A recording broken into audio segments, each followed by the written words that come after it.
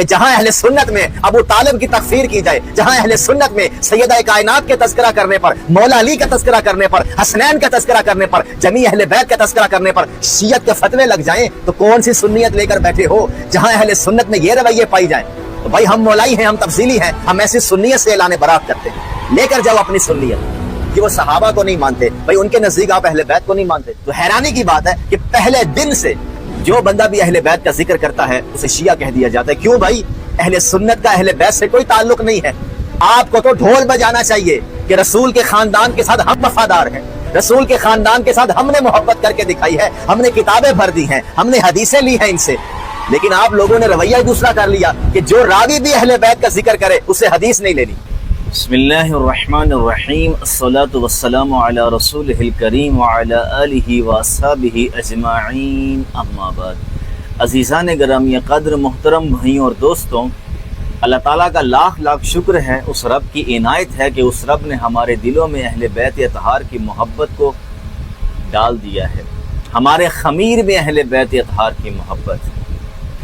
محرم الحرام کے ابتدائی دنوں میں عشرہ محرم الحرام کے نام سے آپ سب جانتے ہیں کہ اہل تشیع کے ہاں عشرہ محرم الحرام کے عنوان سے مجالس کا اہتمام کیا جاتا ہے، عزاداری امام حسین کا اہتمام کیا جاتا ہے، جلوس نکالے جاتے ہیں، مختلف علاقوں میں اپنے اپنے کلچر کے حساب سے سیدنا حسین کی عزاداری کی جاتی ہے۔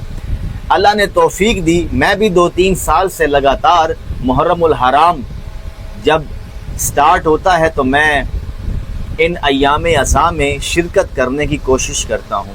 اس سال بھی میں نے شرکت کی، جلوس میں اس طرح نہیں جا سکا لیکن میں نے عزاداری امام حسین میں شرکت کی۔ اس سے پہلے بھی اسلام آباد میں، ایبٹ آباد میں اور بھی مختلف شہروں میں جانے کا موقع ملا ہے، وہاں پر عزاداری امام حسین علیہ السلام میں شریک ہونے کا بھی موقع ملا ہے۔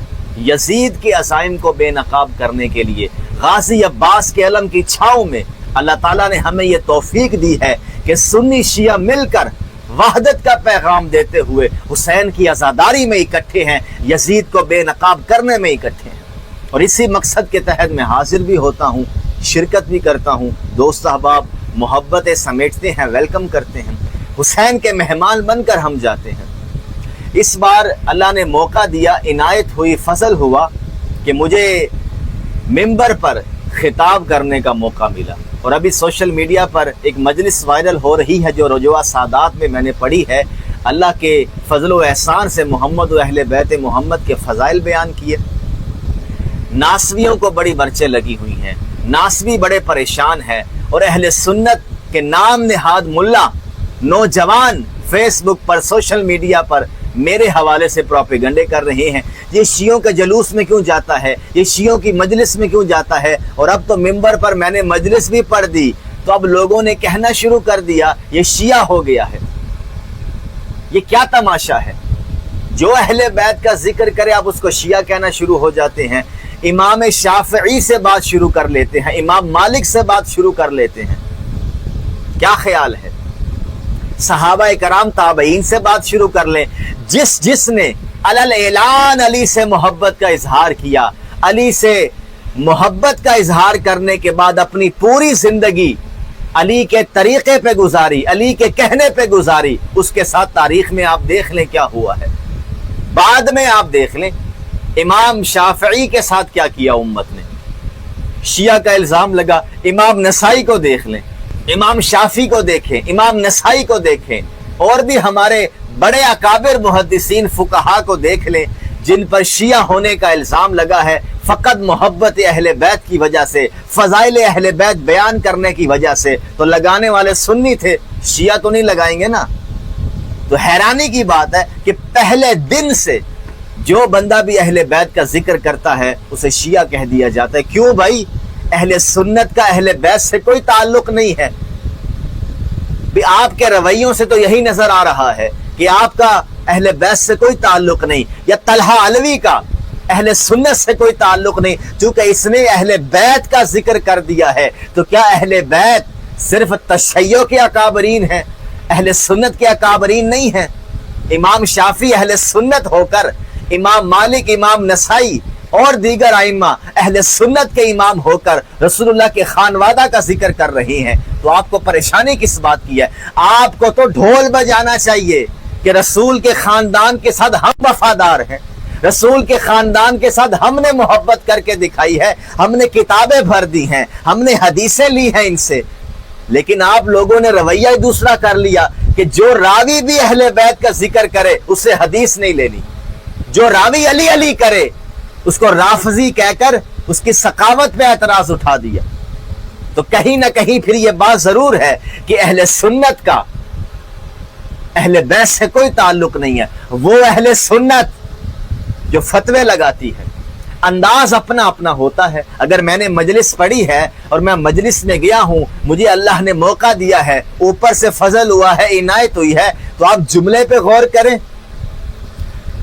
کہ میں نے کیا کہا ہے اس مجلس میں، سیدہ کائنات کے فضائل بیان کیے ہیں۔ چلیں آپ کی نظر میں کوئی غیر شرعی بات ہے تو اس غیر شرعی بات کی اصلاح فرما دے۔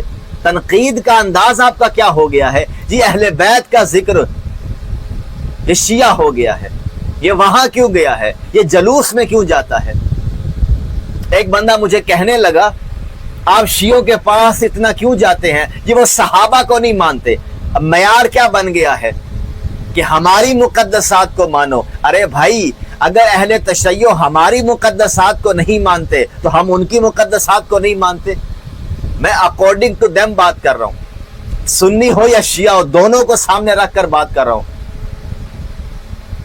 According to both of them, کہ دونوں کی طرف سے بات لے لینا کہ بات اصل میں ہو کیا رہی ہے۔ تشیع کے نزدیک اہل بیت اکابرین امت ہیں، مرجع ہیں اطاعت کے، حسن کے، کردار کے، عمل کے، انہیں دیکھا جائے گا پیغمبر کے بعد۔ تسنن کے ہاں صحابہ کو دیکھا جائے گا، تو سنی صحابہ منوا رہے ہیں، تشیع اہل بیت منوا رہے ہیں۔ میں جنرل بات کرنے لگا ہوں، بات کو سمجھیے گا کہ شیعہ کے نزدیک اہل بیت مرجع ہیں، اہل سنت کے نزدیک صحابہ مرجع ہیں، تو پھر دونوں ایک دوسرے کے اکابرین کو نہیں مان رہا نا۔ اس میں گستاخی کہاں ہے، اس میں اشتعال انگیزی کہاں ہے، اس میں دنگا فساد مچانے کی کیا ضرورت ہے؟ جی وہ صحابہ کو نہیں مانتے، بھائی ان کے نزدیک آپ اہل بیت کو نہیں مانتے۔ میں مزید بات آسان کر دیتا ہوں، مالک اشتر رحمہ اللہ کو اہل سنت کے ہاں کیا سمجھا جاتا ہے؟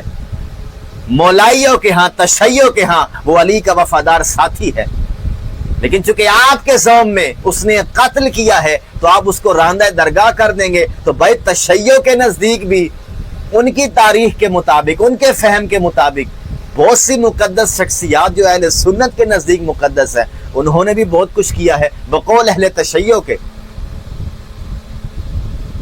تو آپ ان کو نہیں مانتے، وہ آپ کو نہیں مانتے، آپ ان کی مقدسات نہیں مانتے، وہ آپ کی مقدسات نہیں مانتے۔ یہ جھگڑے کا حل ہے، یہ مسئلے کا حل ہے۔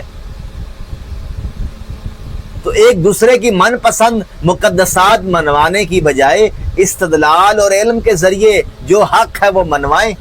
حق یہ نہیں ہوتا کہ جو مجھے سمجھ میں آ گیا وہ حق ہے۔ حضرت ابو طالب کو اٹھا لیں، اہل سنت کے ہاں جمہور کا عقیدہ ہے کہ وہ ایمان پر نہیں دنیا سے گئے، مسلمان نہیں تھے، کلمہ نہیں پڑھا۔ اہل تشیع کی مقدسات میں سے ہیں ابو طالب، میری بھی مقدسات میں سے ہیں ابو طالب۔ یہ اہل سنت کا مسئلہ ہی نہیں ہے اس درجے کا، لیکن کوئی بنا کے بیٹھا ہوا ہے تو میں تو کھولنا چاہ رہا ہوں کہ جہاں اہل سنت میں ابو طالب کی تکفیر کی جائے، جہاں اہل سنت میں سیدہ کائنات کے تذکرہ کرنے پر، مولا علی کا تذکرہ کرنے پر، حسنین کا تذکرہ کرنے پر، جمیع اہل بیت کا تذکرہ کرنے پر شیعت کے فتوے لگ جائیں تو کون سی سنیت لے کر بیٹھے ہو؟ جہاں اہل سنت میں یہ رویے پائی جائیں تو بھائی ہم مولائی ہیں، ہم تفضیلی ہیں، ہم ایسی سنیت سے اعلان برات کرتے ہیں۔ لے کر جاؤ اپنی سنیت، جس سنیت میں علی کا کوئی مقام نہ ہو، حسنین کا کوئی مقام نہ ہو، سیدہ کائنات کا کوئی مقام نہ ہو۔ ہمیں کہتے چرن نہ بیچو، بھائی تم بتا دو نا کیا کرنا ہے۔ آج مجالس میں اہل سنت کے ممبر سے اہل بیت کا ذکر ہوتا کب ہے؟ کبھی نہیں ہوتا۔ تو جب اہل سنت کے یہ رویے ہیں تو لوگ تو اس طرف جائیں گے کہ بھائی ہم اہل بیت کو نہیں چھوڑ سکتے، اور فتوے بتا رہے ہیں کہ آپ لوگوں کا تعلق نہیں ہے، ورنہ آپ تو ماتھے چومے ہمارے کہ ہم اہل سنت ہی اہل بیت کا ذکر کرتے ہیں۔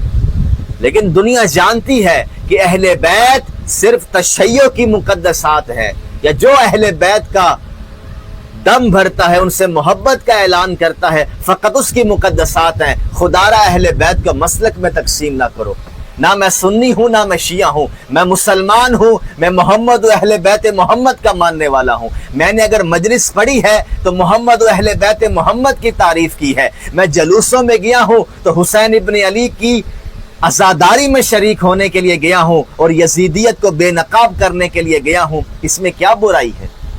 تو شرعی برائی بھی دکھائے نا، قرآن و سنت کی روشنی میں میری غلطی مجھ پر واضح کریں۔ فتوے بتا رہے ہیں کہ خمیر کہاں کا ہے، تو سنی شیعہ مسئلے کا حل یہ ہے کہ خدا را فتوے بازی سے باز آئے اور یہ کہنا چھوڑ دے وہ اس کو نہیں مانتا، وہ اس کو نہیں مانتا۔ حوصلے بلند کریں، علمی طریقے سے چیزوں کو منوائیں اور دین منوائیں، مسلک نہ منوائیں۔ جو دین کی بنیاد ہے وہ منوائیں، جو حقائق ہے وہ منوائیں۔ جہاں فہم کا اختلاف آ جائے وہاں گنجائش پیدا کریں، ورنہ تو میں نے چند ایک مثالیں دی ہیں۔ اگر آپ کے نزدیک وہ صحابہ کو نہیں مانتے، ان کے نزدیک آپ اہل بیت کو نہیں مانتے،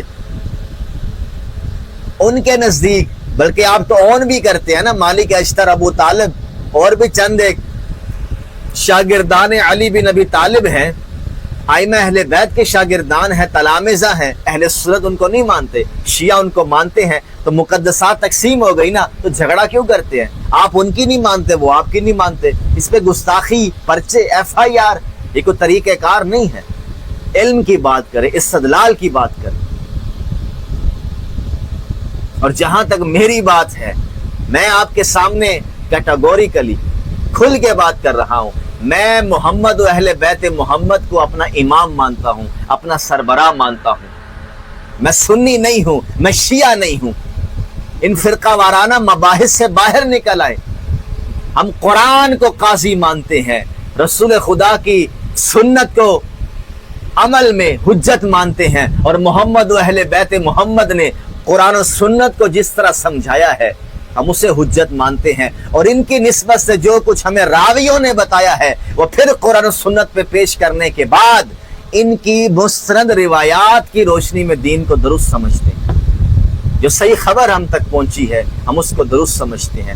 اس میں کیا برائی ہے؟ ایک سنی کو کیا مسئلہ ہے محمد و اہل بیت محمد کی اطاعت کرنے میں؟ کھل کر سامنے آئے، پھر ہم بھی کھل کے سامنے آ جائیں گے۔ وما علینا الا البلاغ۔